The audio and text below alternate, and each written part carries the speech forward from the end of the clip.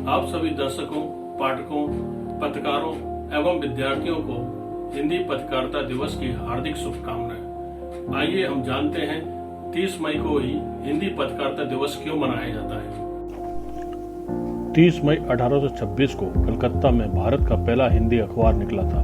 तब से इस दिन को हिंदी पत्रकारिता दिवस के रूप में मनाया जाता है। वैसे तो पत्रकारिता में बहुत सारे गौरवशाली और यादगार दिन हैं, लेकिन 195 साल पहले भारत में पहला हिंदी भाषा का समाचार पत्र 30 मई को ही प्रकाशित हुआ था।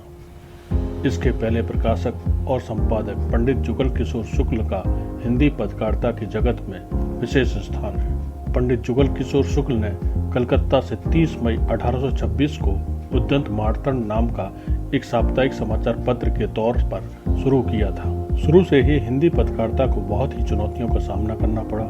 समय के साथ इनका केवल स्वरूप बदला, लेकिन तमाम चुनौतियों के साथ ही हिंदी पत्रकारिता आज के वैश्विक स्तर पर अपनी उपस्थिति दर्ज कराई है। हिंदी पत्रकारिता की शुरुआत बंगाल से हुई थी, जिसका श्रेय राजा राम मोहन राय को दिया जाता है। पंडित जुगल किशोर शुक्ल ने कलकत्ता के कोलुटोला मोहल्ले की 27 नंबर अमरतल्ला गली से उद्यंत मार्तंड के प्रकाशन की शुरुआत की थी।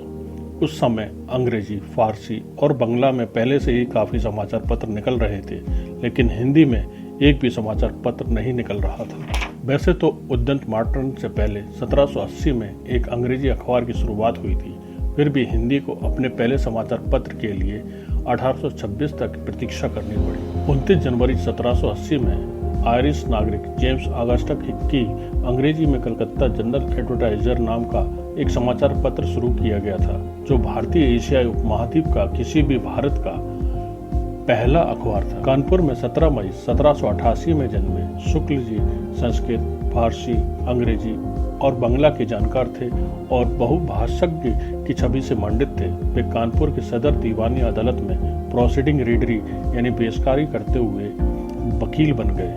जुगल किशोर शुक्ल ईस्ट इंडिया कंपनी की नौकरी के सिलसिले में कोलकाता गए। इसके बाद उन्होंने एक साप्ताहिक हिंदी अखबार उद्यंत मार्तंड निकालने का प्रयास शुरू किए। तमाम प्रयासों के बाद उन्हें गवर्नर जनरल की ओर से उन्हें 19 फरवरी 1826 को इसकी अनुमति मिली। इस साप्ताहिक समाचार पत्र के पहले अंक की 500 प्रतियां छपी, लेकिन हिंदी भाषी पाठकों की कमी के कारण उसे ज्यादा पाठक नहीं मिल पाए। वहीं हिंदी भाषी राज्यों से दूर होने के कारण समाचार पत्र डाक द्वारा भेजना पड़ता था, जो एक महंगा सौदा साबित हो रहा था। इसके लिए जुगल किशोर ने सरकार से बहुत अनुरोध किया कि वे डाक दरों में कुछ रियायत दें, लेकिन ब्रिटिश सरकार इसके लिए तैयार नहीं हुई। यह समाचार पत्र मंगलवार पुस्तक के प्रारूप में छपता था।